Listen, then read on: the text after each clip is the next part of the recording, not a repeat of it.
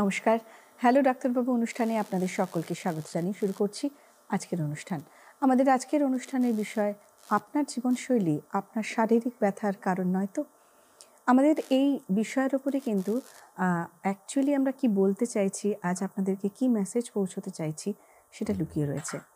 আমরা যে জীবনযাত্রা বা লাইফস্টাইল বা জীবনশৈলীতে অভ্যস্ত, আপনি আমি আমরা সকলেই, সেই জীবনশৈলী কি আমাদের শারীরিক সমস্যার কারণ হচ্ছে?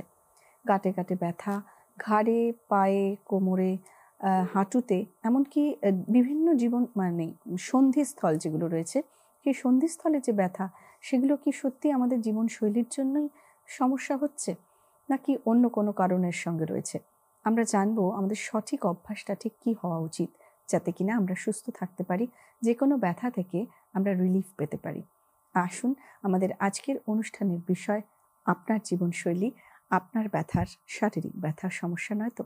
আমাদের সঙ্গে রয়েছেন বিশেষজ্ঞ চিকিৎসক প্রফেসর ডক্টর আনন্দ কিশোর পাল, প্রাক্তন HOD, head of the department of orthopaedic, IPGMER and SSKM hospital Kolkata, এবং বর্তমানে এইচওডি অর্থোপেডিক বিভাগ, নর্থ বেঙ্গল মেডিকেল কলেজ ও হাসপাতাল।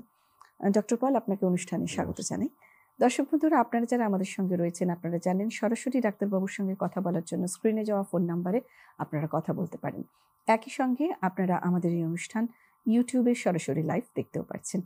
আমাদের বিষয় আপনার জীবনশৈলী আপনার শারীরিক ব্যথার কারণ নয় তো? ডাক্তারবাবু, আপনার কাছে আসবো যে একটা সময় ছিল যখন আমরা বয়স্ক এই হাঁটু ব্যথা, কোমর ব্যথা, ঘাড়ে ব্যথা, এই ধরনের ব্যথাগুলো জানতাম যে বয়স্ক মানুষ বয়স হলেই হয়। কিন্তু ইদানিংকালে যেটা দেখতে পাচ্ছি, অল্প বয়সী, মাঝ বয়সী, এমনকি টিনেজারদের যারা একেবারে পড়ুয়া ছাত্রছাত্রী, তাদের মধ্যেও কিন্তু এই সমস্যা দেখা যাচ্ছে। সত্যিই কি এটা আমাদের জীবনচর্চা বা জীবনশৈলীর সঙ্গে সম্পর্ক রয়েছে কিছু? হ্যাঁ, নমস্কার। তো আজকে আমরা যে কারণে একটা ভীষণ একটা ইম্পর্টেন্ট একটা সোশ্যাল প্রবলেম বলবো আমি এটাকে। তা সেটা নিয়ে আমরা আলোচনায় এসেছি। যেটা আমার বিভিন্ন রকম আমাদের জীবনযাত্রার উন্নতি হয়েছে। আমরা ভীষণ মডার্নাইজেশন হয়েছে, আমাদের টেকনোলজির উন্নতি হয়েছে। আমাদের জীবনযাত্রা অনেক আরামদায়ক হয়েছে। কিন্তু তার সঙ্গে এই আরামদায়ক জীবনযাত্রা আমাদের শরীরের বিভিন্ন রকম অসুখ, যেটা আমরা সাধারণভাবে অসুখ বলছি, হয়তো সেটা অসুখ নয়। আমাদের এই জীবনযাত্রাই হচ্ছে আমাদের এই সমস্যার পিছনে অনেক কারণ হতে পারে। তো আমাদের একটু আগে যেটা বললেন, খুব ইম্পর্টেন্ট কথা, যেটা আমাদের কম বয়সী বাচ্চারা, তাদের ক্ষেত্রে দেখা যাচ্ছে বিভিন্ন জায়গার ব্যথা, শারীরিক, ঘাড়ে, কোমরে, হাঁটুতে এইসব ধরনের ব্যথা নিয়ে তারা আসছেন। তাহলে আমরা একটা ছবি দেখে নিতে পারি। তার প্রথম কারণ যেটা আমার যেটা মনে হয়, তাদের এক্সটার্নাল যে আমাদের যে খেলাধুলার, আমরা যে কায়িক পরিশ্রম যেটা বাচ্চারা করতো, সেটা আস্তে আস্তে কমিয়ে দিচ্ছে। এবং যে আমাদের তো সোশ্যাল ডাইভার্সিফিকেশন আমাদের হয়ে গেছে, যে কারণে এই মোবাইল ফোনটা এতটাই আমাদের জীবনের এতটাই ইম্পর্টেন্ট। আগে আমরা সবাই মিলে বাচ্চারা বসে একসঙ্গে গল্প করতো, কিন্তু এখন দেখা যাচ্ছে যে বেশিরভাগ তারা প্রত্যেকে নিজেরাই বিভিন্ন মোবাইল ফোনে ব্যস্ত। তারা ঘুমানোর সময় মোবাইল ফোন ইউজ করছে, কাজের সময় ইউজ করছে, সকাল থেকে সন্ধে অবধি, ইভেন যদি টয়লেটে বসেও তারা মোবাইল ফোন ইউজ করছে। এবং যার ফলে সমস্যাটা কি হয়েছে দেখুন, আগেকার দিনে দেখা যাচ্ছিল যেটা আমাদের গেজেটস গুলো ছিল মোটা, আমাদের শরীরে হয়তো খুব, আমাদের বাবা, কাকা, দাদারা তাদের পরিশ্রম করতেন, তাদের খুব শরীরটা খুব মজবুত ছিল। কিন্তু আমাদের যেটা সবথেকে বড় সমস্যা দেখা দিচ্ছে, আমাদের ওয়েট গেইন। এখন কম বয়সী বাচ্চাদের ক্ষেত্রে দেখা যাচ্ছে, তারা টিনেজার, তাদের কিন্তু ওয়েট গেইন, তারা খুব মোটা হয়ে যাচ্ছে আস্তে আস্তে। তারা কায়িক পরিশ্রম করছে না, তাদের এই সমস্যা, বিভিন্ন রকম সমস্যা। তাদের কারণ হচ্ছে এই মোবাইল ফোন ইউজ, এবং তাদের বাইরের মানে এক্সটার্নাল অ্যাক্টিভিটি তাদের কমিয়ে দেওয়া, সেটা ভীষণ ইম্পর্টেন্ট। এর সঙ্গে যেটা রয়েছে, আমরা আরো একটা ছবি দেখে নিতে পারি। তাদের বিভিন্ন তাদের পড়াশোনার যে পড়াশোনার যে যে ব্যাগ যে ব্যাগগুলো এতটাই ভারী, এবং তারা কি করে, এই ব্যাগগুলোকে অনেকটা ঝুলিয়ে নিয়ে চলে। যেমন দেখুন, এই ছেলেটি এই ব্যাগটিকে এমন ঝুলিয়েছে যে তার ব্যাগের নিচের অংশটা তার বেল্টের থেকে নিচে ঝুলছে। এরকম ভাবে যদি কেউ ঝোলায়, অথবা দেখুন এই যে ছেলেটি ব্যাগটা নিচে একটা কাঁধে স্টাইল করে নিচ্ছে, এই স্টাইল করে নেওয়ার ফলে কি হচ্ছে, তার এই কাঁধটা সবসময় একটু নিচের দিকে, ওই দিকে হেলে থাকছে, এবং সেটা যাতে ব্যাগটা না পড়ে যায়, তার জন্য তাকে সবসময় অন্য কাঁধটাকে অ্যাডজাস্ট করতে হচ্ছে। অর্থাৎ তার পিঠের মাসলগুলোকে কন্টিনিউয়াসলি তাকে কাজ করাতে হচ্ছে, একটা নির্দিষ্ট একটা যে জায়গাটাকে মেনটেন করার জন্য। এই ব্যাগটা যাতে নিচে না পড়ে যায়, তাকে সামনে ঝুঁকে থাকতে হচ্ছে। তাহলে এই জিনিসগুলো কিন্তু আমাদের কোমরে ব্যথার জন্য, কম বয়সী বাচ্চাদের কোমরে ব্যথার জন্য দরকার। অর্থাৎ কি করণীয়? করণীয় হচ্ছে অবশ্যই ব্যাকপ্যাক খুবই ভালো। এটা আমাদের জীবনযাত্রার মান অনেক উন্নত করেছে। কিন্তু এই ব্যাকপ্যাক ইউজ করা উচিত, কিন্তু দেখুন এর লোয়ার পার্টটাই বেল্টের এবং কাছে বা তার উপরে থাকবে এবং তার ফলে তার সেটা বেশি ঝুলে যাচ্ছে না এবং তারপর ছেলেটি সোজা হয়ে দাঁড়াতে পারছে। আদারওয়াইজ তাকে সামনে ঝুঁকে ব্যাগটাকে ব্যালেন্স করতে হচ্ছে। এইটা কিন্তু খুবই ভীষণই খারাপ। আমরা ব্যাগের সাইজ আমরা কমাতে পারব না, বই খাতার সাইজ কমাতে পারব না। কিন্তু আমরা যদি তাদের এই পদ্ধতিটা ইউজ করতে বলি, তারা সহজেই সোজা হয়ে হাঁটতে পারবে। আমাদের শিরদাঁড়াটি কিন্তু একটি ল্যাম্প পোস্টের মতো। তার পেটের মাসল এবং পিঠের মাসল, এই দুটো মাসল সমানভাবে যদি কাজ করে, তবেই শিরদাঁড়া সোজা থাকতে পারে এবং ছোট থেকে যদি এটা মেইনটেইন না করা হয়, তাহলে কিন্তু অনেক রকমের সমস্যা আসতে পারে। তার ছোট থেকে আমাদের এইভাবে মেইনটেইন করা উচিত। ঠিক। একই সঙ্গে টেক্সট-নেক এই শব্দটা আমরা এখন ইদানিং শুনছি। কিন্তু এই বিষয়টা সম্পর্কে আমরা একটু জানবো। হ্যাঁ, এটা ভীষণ ইম্পোর্টেন্ট। তো এই টেক্সট এর কথাটা আমরা দেখি, একটু আগেই যেটা বললাম, সমস্ত বাচ্চারা এখন কি করছে, সবসময় মোবাইল ইউজ করছে, সারাক্ষণ টেক্সট করছে এবং সেই কারণে সারাক্ষণ ঘাড় নিচু করে কাজ করার জন্য ঘাড়ের যে মাসলটা ক্রমাগত তাকে সারাক্ষণ ঘাড়টাকে নিচু করে থাকার জন্য মাসলটাকে টেনে ধরে থাকতে হচ্ছে। পিছন থেকে ঘাড়টাকে টেনে ধরে ঘাড়টাকে সোজা রাখতে হচ্ছে। যার ফলে কি হচ্ছে, তারা বেশিক্ষণ কাজ করতে তারা ফ্যাটিগড হয়ে যাচ্ছে এবং তার ঘাড়ে ব্যথা হচ্ছে। হয় ডান দিকে, নয় বাঁদিকে, নয় দুদিকেই ব্যথা হচ্ছে। কন্টিনিউয়াসলি হয়তো তারা মোবাইলে কাজ করছে বা কম্পিউটারে কাজ করছে। হয়তো কম্পিউটারের টেবিলটা একটু অনেকটা দূরে রাখছে। তারপরে সামনে এরকম ঝুঁকে কাজ করতে হচ্ছে। এই ঝুঁকে কাজ করার জন্য তার ঘাড়ে ব্যথা হচ্ছে এবং একটা ইংরেজি ডিকশনারিতে এই কারণে একটা নতুন একটা ওয়ার্ড এখন এড করতে হয়েছে, যেটাকে বলা হচ্ছে টেক্সট নেক। কন্টিনিউয়াসলি টেক্সট করতে তার ঘাড়ে যে ব্যথা আসছে, এটা কোনো রোগ নয়, রোগের উপসর্গ এবং তার জন্য এই যে ঘাড়ের যে মাসলটা ক্রমাগত ফ্যাটিগড হয়ে যাচ্ছে, আমরা দেখাবো। তার ফলে ঘাড়টা ক্রমাগত সামনে ঝুঁকে যাওয়ার একটা টেনডেন্সি এবং সেখান থেকে তার বিভিন্ন রকম সমস্যা আসতে পারে, যেটাকে আমরা বলতাম যে সার্ভাইকাল স্পন্ডাইলোসিস এবং সেখান থেকে আপনার শিরার ব্যথাটা ঘাড় থেকে নেমে হাতের দিকে নেমে আসে। এটা আগেকার দিনে বয়স্কদের হতো, এখন দেখা যাচ্ছে কম বয়সী মানুষদের হচ্ছে এবং তার প্রতিকার আমরা আসবো পরের স্লাইডে। পরের আমরা আলোচনায় আসবো এবং আলোচনায় আমরা বলবো কিভাবে এটাতে প্রতিকার আছে। এখানে আমরা একটুখানি ডাক্তারবাবু আপনার কাছ থেকে শুনে নেবো। আপনার সঙ্গে কথা বলতে আমি শুনছিলাম এরকম একটি অল্প বয়সী মেয়ে যে পড়ুয়া, স্কুলে পড়ে। সে মেয়েটি পড়াশোনায় খুব ভালো। কিন্তু তার সমস্যা হচ্ছে। ডাক্তারবাবুর হুম। কাছে তিনি এসেছিলেন। আমরা শুনবো সেই মেয়েটির কথা। তাতে আমাদের ধারণা এবং আমাদের যে বিষয়টা ডাক্তারবাবু বলতে চেয়েছেন অনেক বেশি পরিষ্কার হয়ে যাবে। একটু হ্যাঁ, শুনবো। তো আমার কাছে একটি বাচ্চা মেয়ে এলো, হয়তো ১৭-১৮ বছর বয়স। তার খুব কোমরে ব্যথা এবং তার জন্য সে পড়াশোনা করতে পারছে না। তো আমি তার অভিভাবকদের জিজ্ঞেস করলাম, মা নিয়ে এসেছিলেন। মাকে জিজ্ঞেস করলাম, "ও কি পড়াশোনায় খারাপ?" বলছে, "না, ও পড়াশোনায় খারাপ না, পড়াশোনায় খুবই ভালো।" তো পড়াশোনায় যদি খারাপ হতো তাহলে পরে এটা একটা অজুহাত হতে পারত, কোমরে ব্যথা, ঘাড়ে ব্যথা হচ্ছে, তার জন্য সে কাজ করতে পারছে না। তখন আমি জিজ্ঞেস করলাম, "তা যদি পড়াশোনায় ভালো হয় তাহলে তো সেটা খাটছে না। তো সে পড়াশুনো করে কিভাবে?" বলছে, ডাক্তারবাবু উনি পড়াশুনো করে বিছানায় শুয়ে। তাহলে শুয়ে যদি কেউ পড়াশুনো করে, বা হয় চিত হয়ে শুয়ে বালিশের উপর মাথা রেখে বইটাকে সামনে রেখে অথবা ঘাড় নিচু করে বা উপুড় হয়ে, তাহলে তার এই একই যেটা বললাম, আমাদের কোমরের যে স্পাইনাল কালামের যে কার্ভেচারটা সম্পূর্ণ নষ্ট হয়ে যায় এবং সেখান থেকে তার বিভিন্ন রকম ব্যথা হচ্ছে। তখন তাকে আমি বললাম যে, তুমি চেয়ারে বসে পড়াশোনা করো না কেন?" বলছে, "না, চেয়ারে বসে পড়লে আমার ভালো লাগে না।" কিন্তু সেটা তো কথা নয়। তাকে আমি অল্প কিছু ওষুধ দিয়েছিলাম ১ দিন ২ দিনের জন্য। মেইনলি যেটা করেছিলাম, তাকে বললাম যে বাবা-মাকে যে চেয়ার টেবিল ইউজ করতে পড়াশোনার জন্য এবং চেয়ারটাকে টেবিলের তলায় ঢুকিয়ে দিতে। আমি একটা ছবি দেখাবো। হুম। সেই যে আমরা কিভাবে এটা করা উচিত। তা সেটা যদি কেউ করতে পারে, সেই চেয়ার টেবিলে যদি কেউ পড়াশোনা করতে পারে, চেয়ারটাকে আমরা একটা ছবি দেখে নেব। তো নেগেটিভ ডেস্ক, এই যে কথাটা, এটা যেটা বলা হচ্ছে, দেখুন এ যদি যদি অনেকটা দূরে বসলে সামনে তাকে ঝুঁকে যেতে হচ্ছে। কিন্তু সে যদি চেয়ারটাকে টেবিলের তলায় ঢুকিয়ে দেয়, এখানে যেমন দেখানো হয়েছে, চেয়ারটাকে টেবিলের তলায় ঢুকিয়ে দিয়েছে, অর্থাৎ নেগেটিভ ডেস্ক, তাহলে কিন্তু তাকে সামনে ঝুঁকতে হচ্ছে না। ঠিক এই ট্রিটমেন্টটা তাকে দেয়া হয়েছিল। সে ৩ মাস পরে এলো এবং তার সম্পূর্ণ ব্যথা কমে গেছে। তার সঙ্গে কিছু এক্সারসাইজও দিয়েছিলাম। সেই এক্সারসাইজ আমরা আসবো, কি এক্সারসাইজ করা উচিত কোমরে ব্যথার জন্য। তা সেটা তাতে সে সম্পূর্ণ সুস্থ হয়ে গেল। তাহলে এটা একটা লাইফস্টাইল ডিজিজ। হুম। কম বয়স থেকে দেখা যাচ্ছে মানুষের বিভিন্ন রকম সমস্যা এটা লাইফস্টাইলের সঙ্গে ওতপ্রোতভাবে জড়িত। ঠিক। লাইফস্টাইলের আর একটা বিরাট অংশ মানে আমাদের বিভিন্ন রকম ক্রিম বা বিভিন্ন রকম আমরা ত্বকের পরিচর্যায় ব্যবহার করে থাকি। এমনও আছে যে আমরা সকলেই জানি সান এক্সপোজার মানে সূর্যের তাপ বা সূর্যের রশ্মি আমরা কিন্তু আমরা শরীরে লাগাতে চাই না। তার জন্য ইউজ করি বিভিন্ন রকমের সানস্ক্রিন লোশন। আদৌ কি এই সানস্ক্রিন লোশন আমাদের জন্য খুব সেফ নাকি এর অন্য নেগেটিভ কোনো কুফলও রয়েছে? আমরা একটু শুনবো ডাক্তারবাবুর কাছ হ্যাঁ, থেকে। এইটা একটা খুব ইম্পর্টেন্ট একটা প্রসঙ্গ আপনি তুললেন। সেটা হচ্ছে যে সূর্যের আলোক যদি আমাদের ত্বকের এসে পড়ে, তাহলে একটা জিনিস তৈরি হয়, সেটাকে বলে ভিটামিন ডি। এটা যদিও একটা ভিটামিন, এটা কিন্তু একটা হরমোনের মতো কাজ করে। ত্বকে তৈরি হয় এবং সেটা সারা শরীরের যত কোষ আছে সমস্ত কোষের মধ্যে এটা কাজ করে। সবথেকে ইম্পর্টেন্ট যেটা হচ্ছে আমাদের হাড়টাকে শক্ত করার জন্য, পেশিটাকে সবল করার জন্য এই ভিটামিন ডি দরকার। এটা সহজলভ্য। এটা সহজেই আমরা পেতে পারি সূর্যালোক থেকে। অনেকের একটা ভুল ধারণা আছে যে সকালে এবং বিকালে সূর্যের আলোক গায়ে লাগালে, সকালে হাঁটলে পরে এই সূর্যের আলোকের মাধ্যমে ভিটামিন ডি হয়তো বেশি তৈরি হয়। কিন্তু এইটি সম্পূর্ণ ভুল ধারণা। মেইন প্রবলেমটা হচ্ছে সকালের দিকে কি হয়, সূর্যের আলোকটা এরকম তীর্যকভাবে এসে চলে যায়। যার ফলে এটা ডাইরেক্টলি পৃথিবীর মধ্যে এটা অ্যাবজর্পশন ভালো হয় না।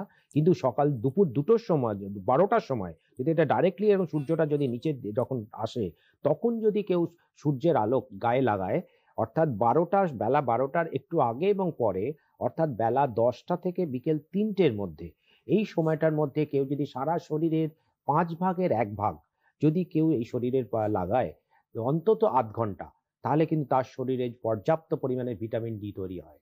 কিন্তু আনফরচুনেটলি আমাদের যে বোনেরা, আমাদের যে কম বয়সী বাচ্চা মেয়েরা, তারা কি করে, এই সানস্ক্রিন ইউজ করেন এবং যে সমস্ত সানস্ক্রিনের মধ্যে সান প্রোটেকশন ফ্যাক্টর খুব হাই, তারা কিন্তু কমপ্লিটলি এই সূর্যালোকের মধ্যে যে আল্ট্রাভায়োলেট বি রশ্মি ভিটামিন ডি তৈরির জন্য দায়ী, সেটাকে সম্পূর্ণ ব্লক করে দেন। আইডিয়ালি যেটা করা উচিত, অবশ্যই মুখটাকে সানস্ক্রিন ইউজ করতে পারে সেটাকে ভালো রাখার জন্য।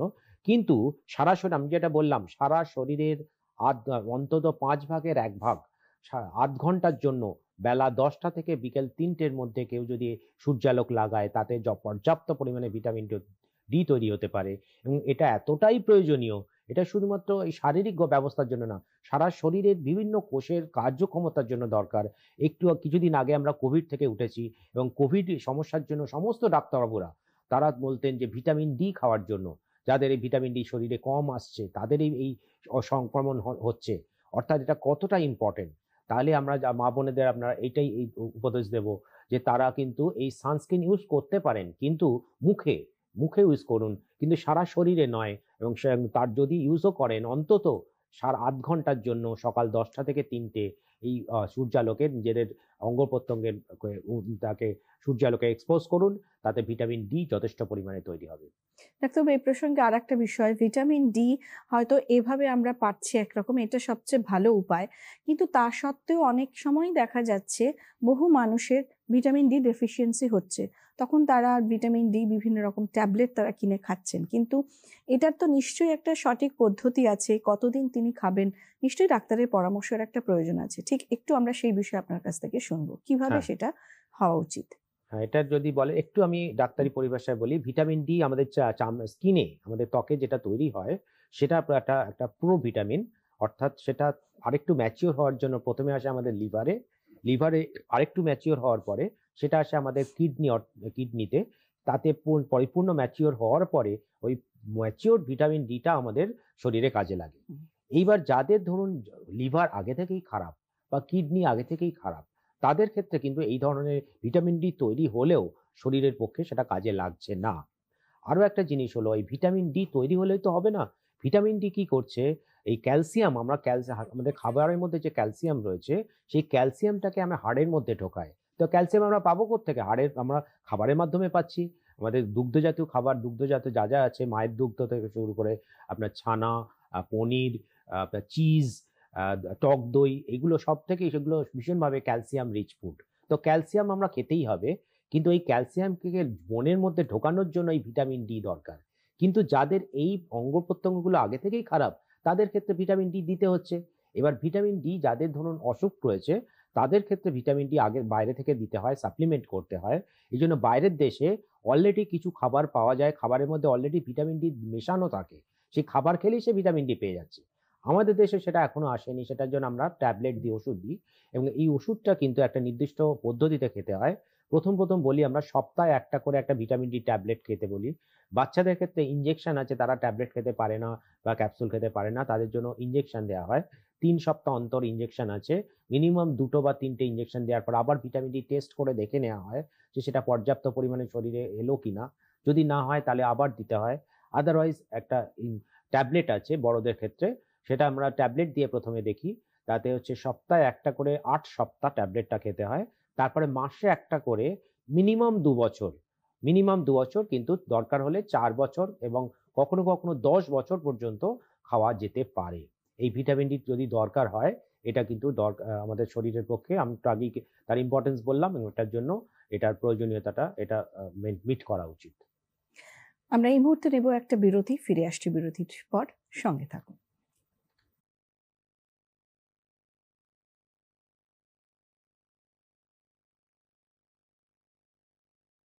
মোদী সরকারের গ্যারান্টি, খাদ্য সুরক্ষা সুনিশ্চিত। ৮০ কোটি মানুষ প্রতি মাসে বিনামূল্যে রেশন পাচ্ছেন।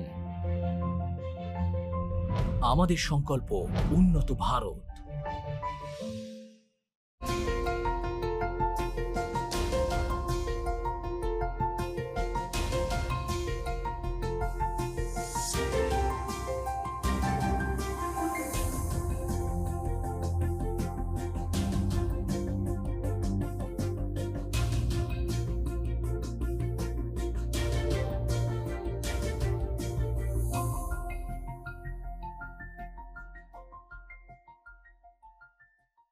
অপরাজিত দেখুন মাসের প্রথম, তৃতীয় ও পঞ্চম শনিবার বিকেল ৪:৫ শুধুমাত্র ডিডি বাংলায়।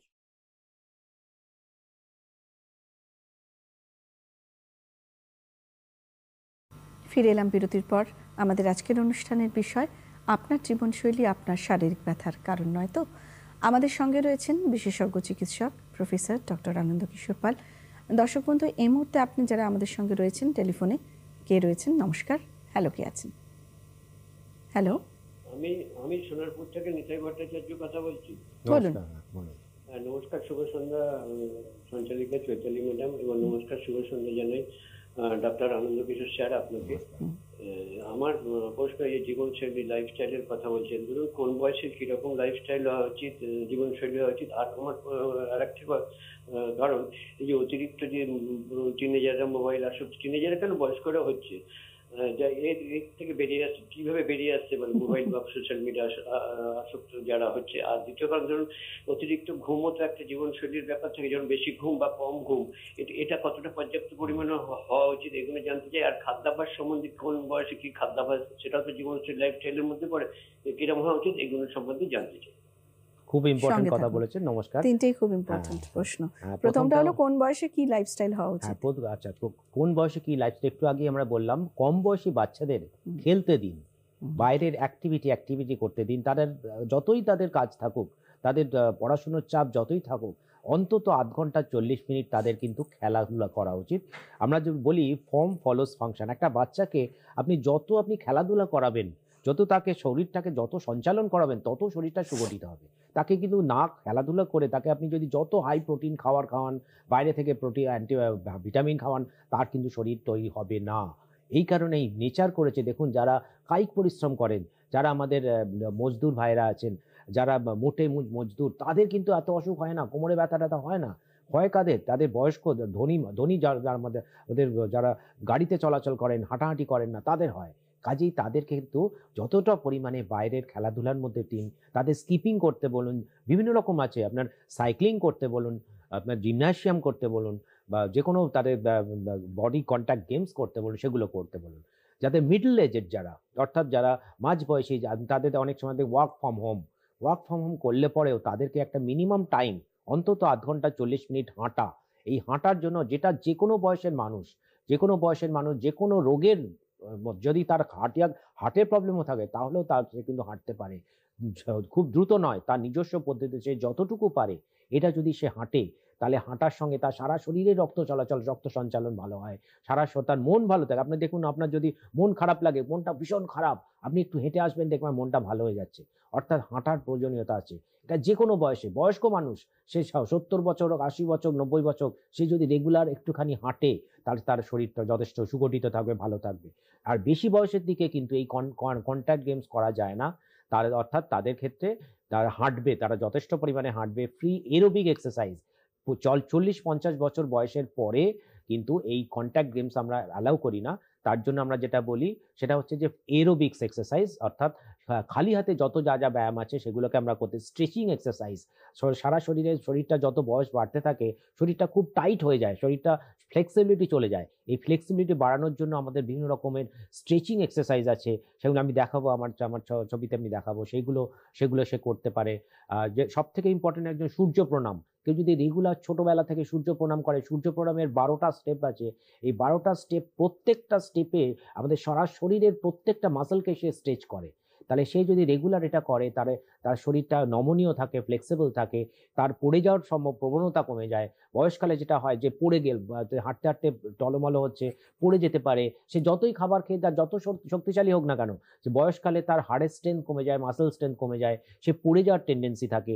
এই পড়ে যাওয়ার টেন্ডেন্সি থেকে সে বাঁচতে পারে। তাহলে এটা হচ্ছে আমাদের বিভিন্ন শৈলী। আমরা খাবার নিয়ে আমরা কথাটা বলবো। তার আগে একটা খুব ইম্পর্টেন্ট উনি কথা বলেছেন যে কতক্ষণ ঘুমানো উচিত। এই ঘুমটা ভীষণ ইম্পর্টেন্ট। একটা কম বয়সী একটা বাচ্চা, যাদের 20 বছর বয়স, টিনেজার, তাদের কিন্তু মিনিমাম 8 থেকে 10 ঘন্টা ঘুমানো উচিত, 8 থেকে 10 ঘন্টা। এবার হচ্ছে যে যাদের অ্যাডাল্ট অর্থাৎ 40 বছর বয়স পর্যন্ত, 40-50 বছর বয়স পর্যন্ত, তাদের ক্ষেত্রে কিন্তু 6 থেকে 8 ঘন্টা মিনিমাম ঘুমানো উচিত। এই 6-8 ঘন্টা তো আইডিয়াল, 8 ঘন্টার নিচে হলে মিনিমাম 6 ঘন্টা, তার নিচে কম কিছুতেই নয়। কেউ যদি সারা রাত ধরে কাজ করতে চায়, মিনিমাম তো বলা হয় যে 4 ঘন্টার নিচে যদি কেউ ঘুমায়, সেই স্লিপ ডিপ্রাইভেশন বলে একটা ঘটনা হয়। তাতে সারা শরীরের বিভিন্ন অঙ্গ প্রত্যঙ্গে তার ফাংশন নষ্ট হয়ে যায় এবং তার এফেক্ট ম্যাক্সিমাম 3 দিন পর্যন্ত থাকতে পারে। অর্থাৎ ঘুমানোটা এতটাই ইম্পর্টেন্ট।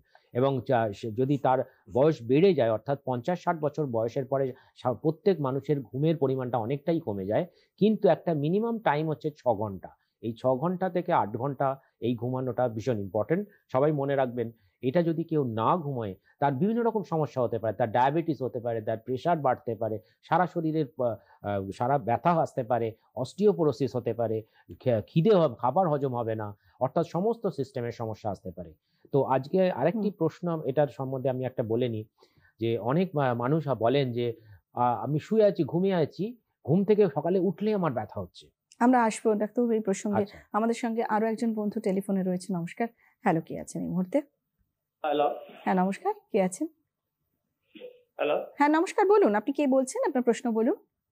হ্যাঁ, আমি মহিবুর রহমান বলছি। বলুন। নমস্কার। আমি বলছি,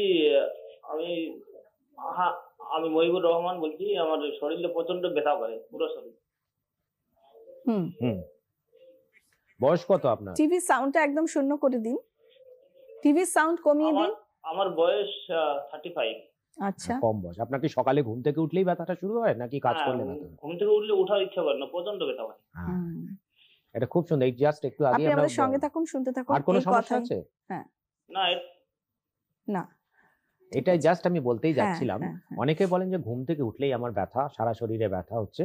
তা এই সমস্ত সমস্যা প্রথমে যাদের হচ্ছে, তাদের প্রথম কথা ভাবতে হবে তাদের একটা কোনো রোগ আছে কিনা, যেটাকে আমরা বলি ইনফ্ল্যামেটরি আর্থ্রোপ্যাথি, অর্থাৎ ইনফ্ল্যামেটরি রোগ, অর্থাৎ যেটাকে আমরা বলি বাত, আমরা চলতি কথায় বলি বাত।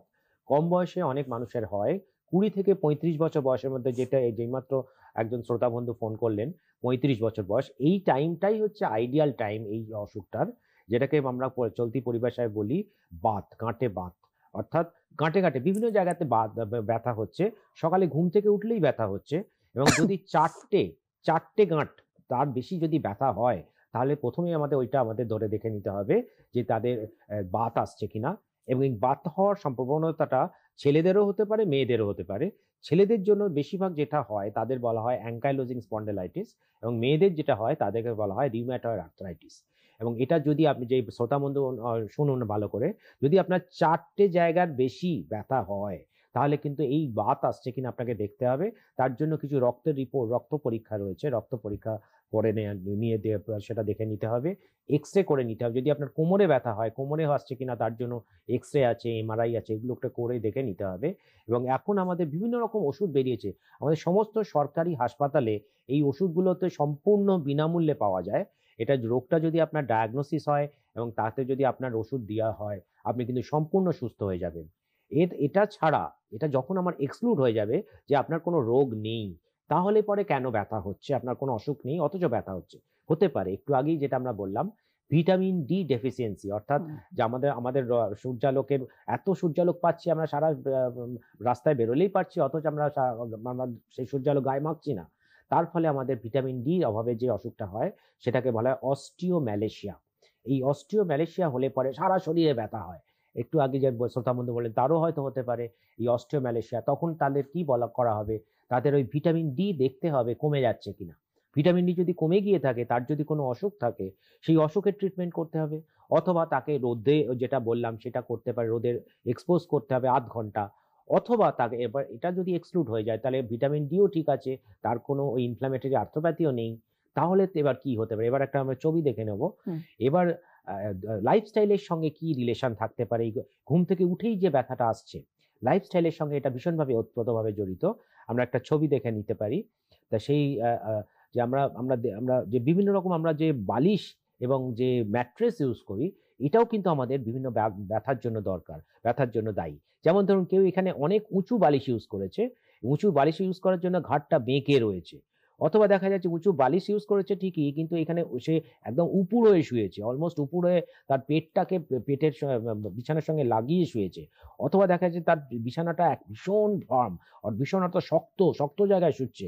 অথবা ভীষণ নরম, ভীষণ নরম থাকার জন্য পিঠটা একদম বেঁকে রয়েছে।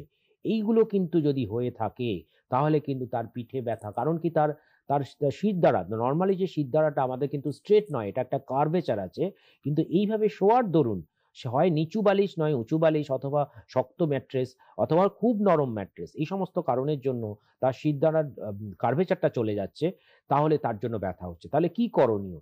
তাহলে এক্সাক্ট সাইজের বালিশ ইউজ করা উচিত, যাতে কিনা আপনার দেখুন স্পাইনাল কর্ডটা কিন্তু স্ট্রেট থাকছে। এবং যদি সে যদি একদিকে কাত হয়ে শোয়, তাহলে তার দুটো পায়ের মধ্যে বালিশ, যেটাকে আমরা বলি পাশ বালিশ, এটার কিন্তু একটা ভীষণ একটা বৈজ্ঞানিক ভীষণ একটা রোলস রয়েছে, যে এই পাশ বালিশ ইউজ করলে কিন্তু আমাদের স্পাইনাল কার্ভাচারটা নরমাল থাকে। এখানে যেমন দেখানো হয়েছে একটা নির্দিষ্ট বালিশ ইউজ করার জন্য তার মাথা এবং কোমরটা সে একটা লেভেলে রয়েছে, এটা কোনোভাবে মাখছে না। এবং যদি তার কোমরে ব্যথা থাকে, তাহলে সেই ছোট পাশ বালিশ ইউজ করতে পারে। এই পাশ বালিশটা দেখুন হাঁটুর তলায় দেওয়ার জন্য, তাহলে কিন্তু নরমাল কার্ভেচারটা তার মেইনটেইন হচ্ছে। এই জিনিসটা এতটাই ইম্পর্টেন্ট। তো এটা যদি কেউ মেইনটেইন না করে, তাহলে কিন্তু ঘুম থেকে উঠেই তার স্পাইনাল কর্ডটা বিভিন্ন রকম বেঁকে চুরে এমনভাবে ছিল, তার ব্যথা হবে। তো এইগুলো করলে সে সহজেই সেই ব্যথা থেকে মুক্ত হতে পারে। আপনি একটু আগে বলছিলেন তো যে ওয়ার্ক ফ্রম হোম, যারা বাড়িতে বসে অফিসিয়াল কাজ করছেন এবং বহুদিন ধরে তারা তো বসে বসেই সেই কাজটা করে চলেছেন, তাদের তো বিভিন্ন রকমের সমস্যা হচ্ছে। কি করণীয়, কি করবেন তারা? হ্যাঁ, তো এটা প্রথম কথা আমরা যেটা বলবো, আপনি বুঝবেন কি করে যে আপনার এরকম, আপনি যে বসে বসে কাজ করছেন, বা আপনি তাহলে যে আপনার একটা বুঝতে হবে যে আপনার সমস্যা কিছু হচ্ছে কিনা। তো আমরা একটা ছবি দেখে নিতে পারি। তো সেই ছবির মাধ্যমে আমরা যেকোনো মানুষ যদি নিজেকে সেলফ টেস্ট করেন, তাহলে আপনার বুঝতে পারবেন যে আপনার এই সমস্যা আসছে কিনা। তো এটা যেমন দেখানো হয়েছে, দেখুন একটি কম বয়সী মেয়ে, সে নরমালি তার পশ্চারটা ছিল এরকম, সে কন্টিনিউয়াসলি সামনে ঝুঁকে কাজ করতে করতে তার ঘাড়টা বেঁকে রয়েছে। এবং এই বেঁকে থাকার জন্য তার ঘাড়টা কিন্তু নরমালি যেমন থাকার কথা, সামনে থেকে একটু এগিয়ে রয়েছে। তাহলে দেখুন এখানে দুটি ছবি দেখানো হয়েছে। তাহলে দুটি ছবিতে দেখানো গেছে, দেখুন এই দুজন ভদ্রমহিলাকেই একটা দেওয়ালের এগেনস্টে দাঁড়াতে বলা হয়েছে। মাথা এবং কোমর এবং গোড়ালির পিছন দিকটা দেওয়ালে লাগিয়ে রাখার জন্য। এবং সেটা লাগানোর সময় দেখুন, এই যে বয়স্ক ভদ্রমহিলা, এনারা আগের প্রজন্মের মানুষ, এবং তাদের হাড়ের স্ট্রেংথ অনেকটাই ভালো আছে। এবং এক্ষেত্রে দেখা যাচ্ছে মাথা, কোমর এবং গোড়ালিটা একটা লেভেলে রয়েছে, সে দেওয়ালে উনি সহজেই লাগাতে পারছেন।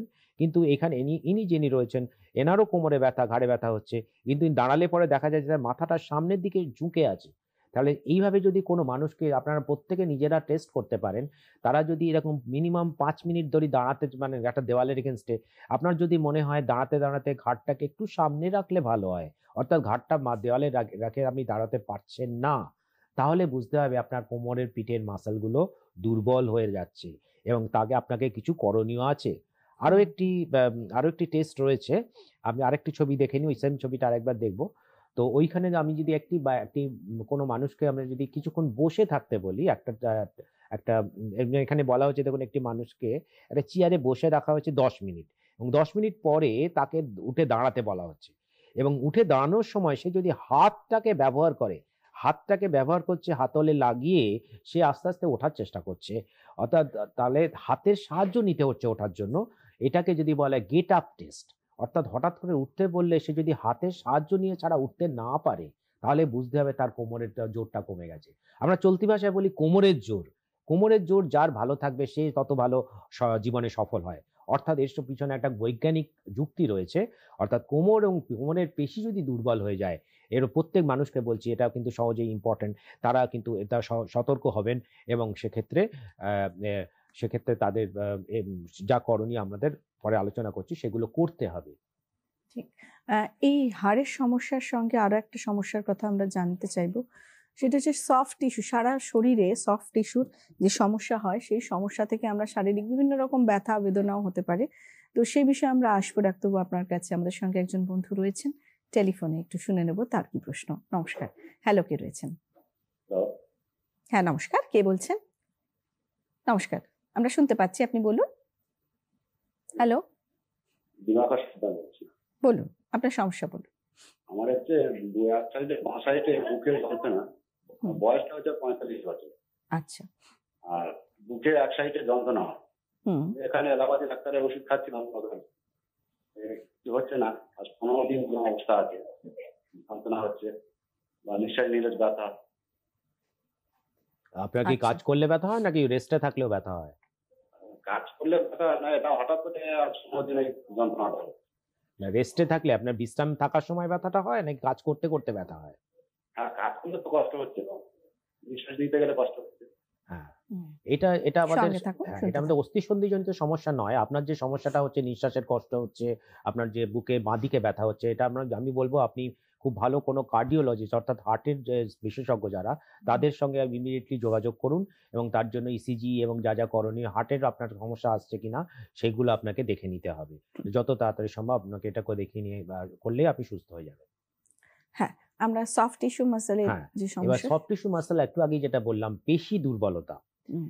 বয়স যখন 30 বছর বয়স পর্যন্ত আমাদের শরীরে শরীরের স্ট্রেংথটা আস্তে ধীরে ধীরে বাড়ে, শরীরের হাড়ের স্ট্রেংথ বাড়ে।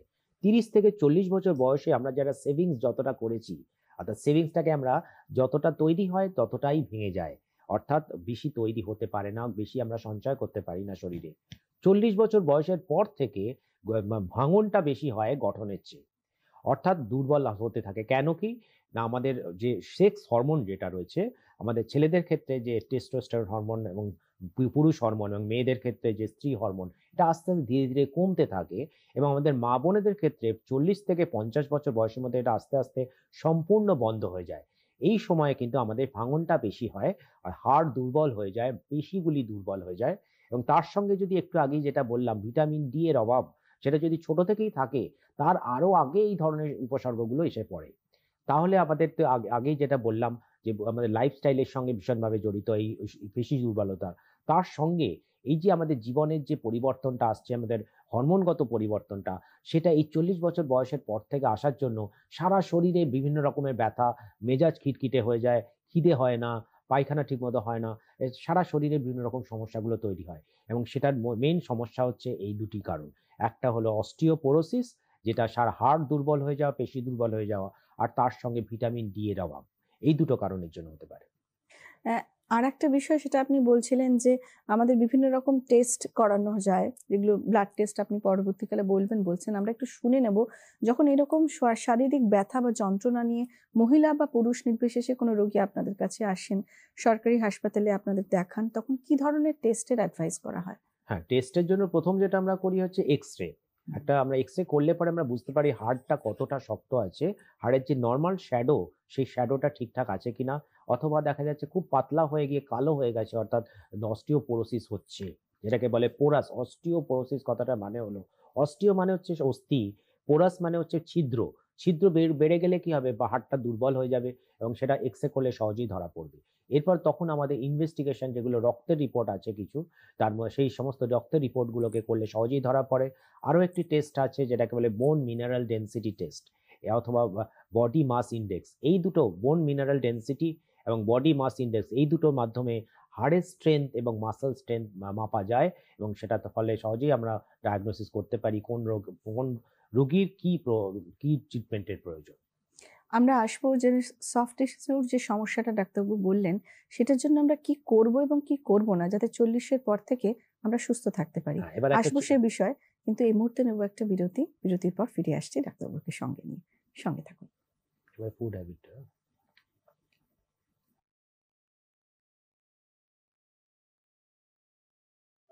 মোদী সরকারের গ্যারেন্টি, মহিলাদের জন্য ধোঁয়ামুক্ত রান্নাঘর, প্রধানমন্ত্রী উজ্জ্বলা যোজনায় 10 কোটি এলপিজি সংযোগ। আমাদের সংকল্প উন্নত ভারত।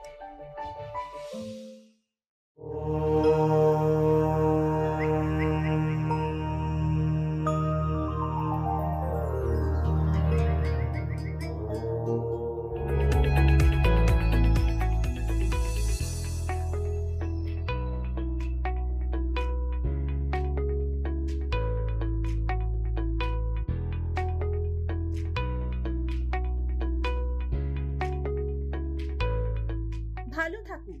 দেখুন প্রতিদিন সকাল 6:45 শুধুমাত্র ডিডি বাংলায়।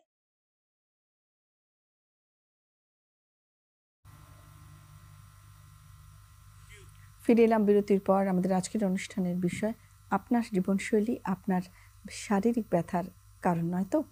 আমাদের সঙ্গে রয়েছেন বিশেষজ্ঞ চিকিৎসক প্রফেসর ডক্টর আনন্দ কিশোর পাল। ডাক্তারবাবু, আপনার কাছে আসবো ফুড হ্যাবিট এবং এক্সারসাইজ নিয়ে। কি ধরনের খাদ্যাভ্যাস খুবই ইম্পর্টেন্ট, আমরা একটা ছবিও দেখে নিতে পারি। এবার ফুড হ্যাবিটের জন্য এটা আমার ভীষণভাবে ইম্পর্টেন্ট, এটা বলার দরকার।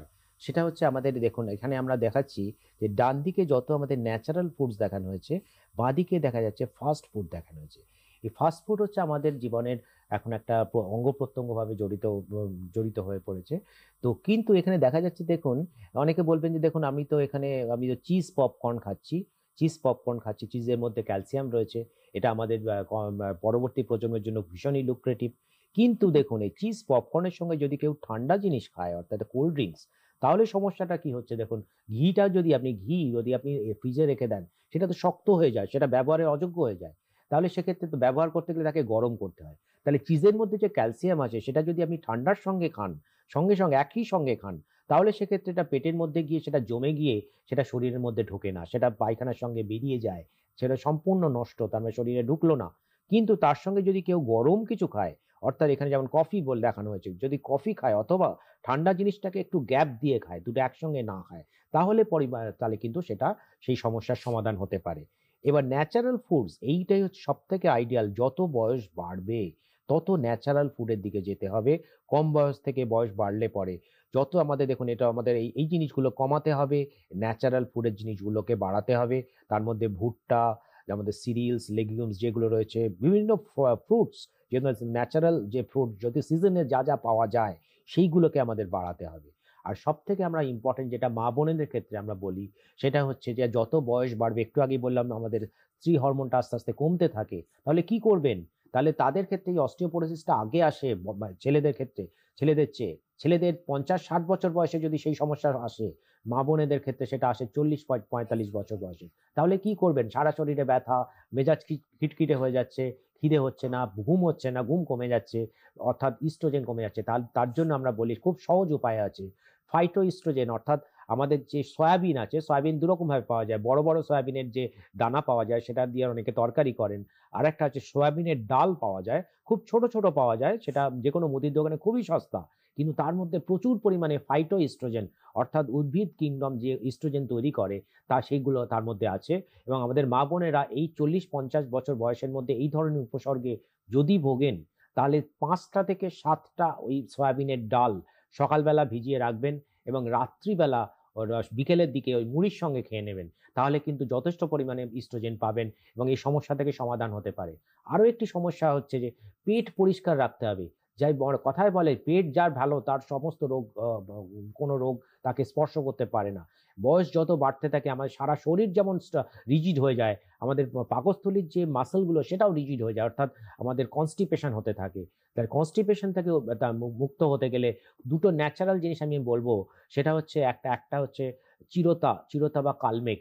এটা যদি কেউ রেগুলার খায় তাহলে কিন্তু তার যথেষ্ট পরিমাণে খিদে হতে পারে। আর পায়খানা পরিষ্কার করার জন্য, পটি পরিষ্কার করার জন্য, সেটার জন্য মোস্ট ইম্পর্টেন্ট হচ্ছে আপনার ত্রিফলার জল।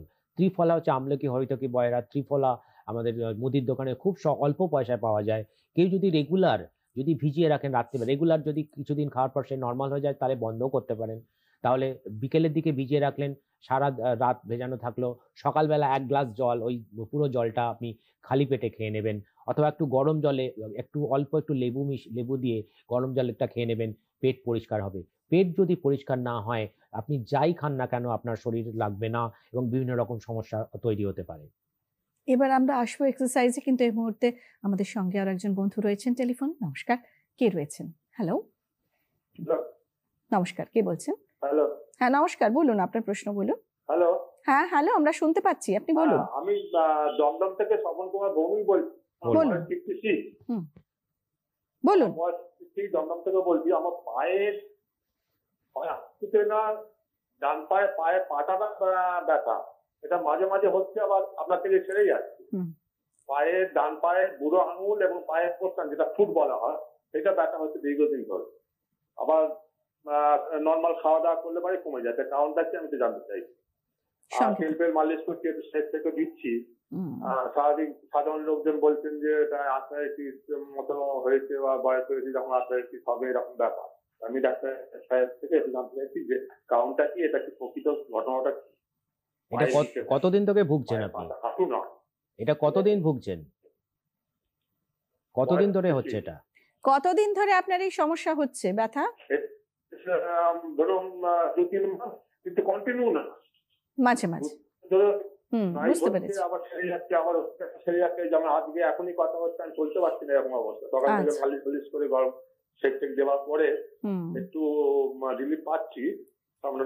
ঠিক আছে, আপনি সঙ্গে থাকুন, শুনতে থাকুন স্বপন বাবু, নিশ্চয়ই আপনার প্রশ্নের উত্তর আসবে। আপনার যে শ্রোতা বন্ধু বললেন ওনার বুড়ো আঙুলের আশেপাশে ব্যথা হচ্ছে, মাঝে মাঝে হচ্ছে, কমে যাচ্ছে। তো এই কম বয়স এই ধরনের মানুষদের যদি এই ধরনের এই বিশেষ করে বুড়ো আঙুলের যে বেসের কাছে, যেটাকে বলি বল অফ গ্রেট্টো, এই জায়গাটার মধ্যে ব্যথা হলে প্রথমে আমরা যেটা ভাবি সেটা হচ্ছে ইউরিক অ্যাসিড বাড়ছে কিনা। ইউরিক অ্যাসিড বাড়লে পরে এই ধরনের মাঝে মাঝে ব্যথা আসে চলে যায়, কখনো অনেক দিন থাকে, আবার কখনো কখনো নিজে থেকেও চলে যায়। এই ধরনের সমস্যা হলে প্রথমে আমরা যেটা দেখি সেটা হচ্ছে সেরাম ইউরিক অ্যাসিড বাড়ছে কিনা। তো তখন প্রথমেই যখন ব্যথাটা হবে, শ্রোতা বন্ধুকে বলছি, তাহলে আপনার কিছু ব্যথার ওষুধ খেতে হয়। আপনার যে চিকিৎসক আপনার সঙ্গে যোগাযোগ করুন, এবং সেটা যেহেতু 3 মাস ধরে এটা আপনার ক্রনিক হয়ে যাচ্ছে, এটার জন্য প্রথমে কিছু ব্যথার ওষুধকে ইনিশিয়ালি ব্যথাটা একটু কমিয়ে নিতে হবে, এবং সেই ব্যথার অবস্থাতে কিন্তু আপনি ইউরিক অ্যাসিড চেক করতে নেই, এবং সেটা যখন ব্যথাটা কমে যাবে একটু, তখন আপনাকে ইউরিক অ্যাসিডটা টেস্ট করলে পরে তখন বোঝা যাবে সেটা আপনার ইউরিক অ্যাসিডটা বাড়ছে কি বাড়ছে না। যদি বাড়ে তো ভালো, যদি না বাড়ে তখন আপনার বুঝতে হবে যে ইউরিক অ্যাসিড ছাড়া অন্যান্য যে কারণগুলি আছে, অনেক সময় টাইট জুতো পরার জন্য হতে পারে, অনেক সময় আঘাত লেগেছে, আপনি প্রথমে খেয়ে আমল দেননি, লিগামেন্ট ইনজুরিটা হয়ে আছে অনেক দিন থেকে, সেটা দুর্বল হয়ে আছে, এই কারণে আপনি যখন লেগেছে বুঝতে পারেননি লিগামেন্ট ইনজুরি হয়েছে। হাড় তো ভাঙেনি, প্রথমে ব্যথা হয়নি, কিন্তু যেহেতু লিগামেন্টটা দুর্বল হয়ে গেছে সেই জন্য এখন আপনি হাঁটতে গেলেই ব্যথা হচ্ছে। এই ধরনের সমস্যাগুলো হচ্ছে কিনা দেখতে হবে। ঠিক কথা। আমাদের আরেকটা বিষয় এখানে এক্ষুনি উনি বলছিলেন আমাকে তেল মালিশ করলে এবং সেক দিলে, গরম সেক দিলে আমি রিলিফ পাচ্ছি। অনেকেই ব্যথা পাওয়ার পরে প্রশ্ন থাকে ডাক্তারবাবু, গরম সেক না ঠান্ডা সেক, কোনটা করব, কোন ক্ষেত্রে কোনটা যথেষ্ট উপকারী সেটা একটু জানবো। হ্যাঁ, এটা ভীষণ ইম্পর্টেন্ট প্রশ্ন বলেছেন। গরম সেক কিভাবে কাজ করে? কোনো একটা জায়গাতে আমি যদি গরম দিই তাহলে কি আমাদের রক্তবাহগুলি তারা প্রসারিত হয় এবং তাহলে বেশি রক্ত আসতে থাকে। আর যদি আমি ঠান্ডা দিই রক্তবাহ সংকুচিত হয়, রক্ত আসার পরিমাণটা কমে যায়। তাহলে আর যদি হঠাৎ করে লাগে, কোনো আঘাত লেগে সেই জায়গাটা আঘাত লাগলে কি হয়, সঙ্গে সঙ্গে লাল হয়ে যায়, ফুলে যায়, অলরেডি সেখানে রক্ত এসে গেছে, অনেকটা বেশি আর এসে যাচ্ছে, হয়তো ফুলেও যেতে পারে। সেই অবস্থায় কেউ যদি গরম দেন তাহলে আরো ক্ষতি হবে। তাহলে আমরা বলি কি, যদি তার হঠাৎ করে আঘাত লাগে কোনো আঘাত লাগে, হঠাৎ করে ব্যথাটা শুরু হয়েছে বা তার আঘাত লেগে ব্যথা শুরু হয়েছে, তাহলে সবসময় ঠান্ডা দিতে হবে, অর্থাৎ আইস দিতে হবে। এবার আইসটা আপনি কিভাবে দেবেন? একটা সঙ্গে আইসটাকে নিয়ে ডাইরেক্টলি স্কিনে দেবেন না। আইস কখনো ডাইরেক্ট স্কিনে দিতে নেই। তার জন্য স্কিনে আপনি একটা কোনো প্লাস্টিক রাখতে পারেন। একটা প্লাস্টিক রাখাটাই সবথেকে ভালো, যাতে স্কিনটা ভিজে না যায়। প্লাস্টিক রেখে তার উপরে ইনডাইরেক্টলি দিতে হয় বরফটা, এবং বরফটা একটানা 10 থেকে ম্যাক্সিমাম 10 মিনিট। 10 মিনিটের বেশি কিন্তু একটানা বরফ ওই জায়গায় লাগিয়ে রাখা উচিত নয়, এবং তাতে তার সমস্যা আসতে পারে। আবার দরকার হলে আপনি 1 ঘন্টা বাদে দিন। তাহলে 5 থেকে 10 মিনিট আপনি ব্যথার জায়গাটায়, হঠাৎ করে ব্যথা হয়েছে বা আঘাত লেগে ব্যথা হয়েছে, তাহলে আপনি বরফ দেবেন, এবং সেটা আবার যদি দরকার মনে করেন 1-1.5 ঘন্টা বাদে আবার ব্যথা আসছে, আবার 1-1.5 ঘন্টা গ্যাপ দিয়ে আবার আপনি দিতে পারেন। এটা বরফ দেওয়ার নিয়ম। আর যদি আপনার ক্রনিক পেন হয়, ক্রনিক মানে ওই যে বললেন 3 মাস ধরে ব্যথা হচ্ছে। কারোর যদি 3 মাস বা তার বেশি সময় ধরে ব্যথা হয়, তখন আমরা বলি ক্রনিক পেন। সেই ক্রনিক পেনে তার মানে তার ওই জায়গায় রক্ত চলাচল আসা দরকার। তার মানে ওখানে রক্ত ভালো আসছে না। ভালো রক্ত এসে সেই যে জায়গাটাকে ভালো করতে পারছে না, তখন আমাকে গরম সেঁক দিতে হবে। গরম সেঁক দিলে ভালো রক্ত আসবে, এবং রক্তর মধ্যে যে আমাদের ন্যাচারাল যে সমস্ত আমাদের ইমিউনোগ্লোবুলিন রয়েছে, আমাদের অ্যান্টিবডিজ রয়েছে, সেইগুলো এসে সেই জায়গাটার মধ্যে এসে সেই জায়গাটাকে আরো পরিষ্কার পরিশ্রুত করবে। তখন আমাকে গরম সেঁক দিতে হবে। অর্থাৎ অ্যাকিউট কন্ডিশনে ঠান্ডা সেঁক, এবং ক্রনিক কন্ডিশনে অর্থাৎ 3 মাস বা তার বেশি সময় ধরে যদি ব্যথা থাকে, তাকে গরম সেঁক দিতে হবে। আমরা শুনছিলাম যে শারীরিক এক্সারসাইজ বা ব্যায়াম কোন ক্ষেত্রে কি ধরনের করা উচিত, একটু ডাক্তারবাবুর কাছ থেকে আমরা জেনে নেব সেটা। হ্যাঁ, তো এবার আমরা একটা তাহলে ছবি দেখে নিই। আমরা ব্যায়াম তো অবশ্যই করব। প্রথমেই বলে দিয়েছি, আমরা এরোবিক এক্সারসাইজ যে কোনো বয়সের মানুষ করতে পারেন। কম বয়সের মানুষদের আমরা বলি যে খুব হার্ড এক্সারসাইজ, হার্ডকোর এক্সারসাইজ আর কোর স্ট্রেংথেনিং এক্সারসাইজ করতে, বা জিমন্যাসিয়াম, সাঁতারটা যে কোনো বয়সের মানুষ করতে পারেন, অথবা হচ্ছে বা ওয়েট লিফটিংও করতে। আমরা ছবিটা দেখে নিই। ছবিতে আমরা যেটা দেখতে পাচ্ছি, সেখানে আমরা দেখাচ্ছি যে ব্যাক স্ট্রেংথেনিং এক্সারসাইজ, যাদের কোমরে ব্যথা হচ্ছে, যারা অনেকক্ষণ বসে থেকে ওঠার সময় ব্যথা হচ্ছে, অর্থাৎ অনেকক্ষণ বসে আছেন ব্যথা হচ্ছে না, যে উঠতে গেলে মাসলটা যেই কাজ করা শুরু হচ্ছে তো ব্যথা হচ্ছে, তাদের ক্ষেত্রে কিন্তু যে ব্যায়ামটা দরকার, এটা হচ্ছে ব্যাক স্ট্রেংথেনিং এক্সারসাইজ। এরকম সোজা হয়ে চিত হয়ে শুয়ে হাঁটু ভাঁজ করে কোমরটাকে তুলবেন, একটা শক্ত জায়গায় বসে তুলে নিঃশ্বাস প্রশ্বাস স্বাভাবিক 20 গোনা রাখা মিনিমাম 10 বার। আর পা সোজা রেখে, হাঁটুটাকে সোজা রেখে শুধুমাত্র মাথা এবং গোড়ালিতে ভর দিয়ে কোমরটাকে তুলে 1 2 3 4 করে 20 গুনবেন, রাখবেন মিনিমাম 10 বার, নিঃশ্বাস প্রশ্বাস স্বাভাবিক। আর উপুড় হয়ে শুয়ে এইভাবে মাথা পা একসঙ্গে তুলবেন, এবং 20 গোনা নিঃশ্বাস প্রশ্বাস স্বাভাবিক 20 গোনা রাখা। এবার যাদের দেখুন হাঁটতে যাদের বসে থাকলে উঠতে গেলে যে ব্যথাটা সেটা হচ্ছে না, কিন্তু অনেকটা হাঁটতে পা ভারী হয়ে যাচ্ছে, অর্থাৎ শিরার সমস্যা আসছে। হাঁটতে পা ভারী হয়ে যাচ্ছে, তখন তাকে দাঁড়াতে হচ্ছে। ভারী ভাব কেটে গেলে তখন তা হাঁটতে পারছে। অর্থাৎ তার নার্ভের সমস্যা, শিরার সমস্যা হচ্ছে, সায়াটিকার সমস্যা হচ্ছে। তাদের ক্ষেত্রে এটা যেটা করা হয়, তাকে বলা হয় কোর স্ট্রেংথেনিং অ্যাবডোমিনাল এক্সারসাইজ। এই পেটের মাসলটাকে স্ট্রং করার জন্য এই হাঁটুটাকে ভাঁজ করে পেটে লাগাবেন, মাথাটা তুলবেন, নিঃশ্বাস প্রশ্বাস স্বাভাবিক 20 গোনা ছাড়া। প্রথমে ডান পা, তারপর বাঁ পা, তারপর দুটো পা। এই ডান পা বাঁ পা দুটো মিলে একটা সাইকেল হলো। তারপর আবার ডান পা বাঁ পা দুটো মিলে 2 নম্বর সাইকেল। এরকম করে 10টা সাইকেল করতে হবে খালি পেটে। নেক্সট হচ্ছে যেটা বললাম, আপনাকে ফ্লেক্সিবিলিটি বাড়াতে হবে, অর্থাৎ শরীরটাকে রিজিড হওয়া চলবে না। তাতে বিভিন্ন বয়সের জন্য বিভিন্ন ব্যায়াম দেওয়া যায়। কম বয়সীদের জন্য এই ধরনের শক্ত ব্যায়াম করা যেতে পারে, মধ্য বয়সীরা তারা এই ধরনের ব্যায়াম করতে পারে, আর যাদের বয়স্ক আছে তাদের ক্ষেত্রে এই ধরনের সহজেই যে কিছু আমরা যে ব্যায়ামগুলো আছে সেগুলো আমরা দিতে পারি। হাঁটুতে ব্যথা যাদের হচ্ছে, তাদের এই ধরনের হাঁটুর তলায় বালিশ দিয়ে জোরে চেপে পায়ের পাতা টেনে 20 গোনা ছাড়া, এটাকে বলে স্ট্রেট লেগ রাইজিং এক্সারসাইজ। এই দুটো, এটাকে তুলে পায়ের পাতা টেনে 20 গোনা ছাড়া মিনিমাম 10 বার করে প্রতি ঘন্টায়।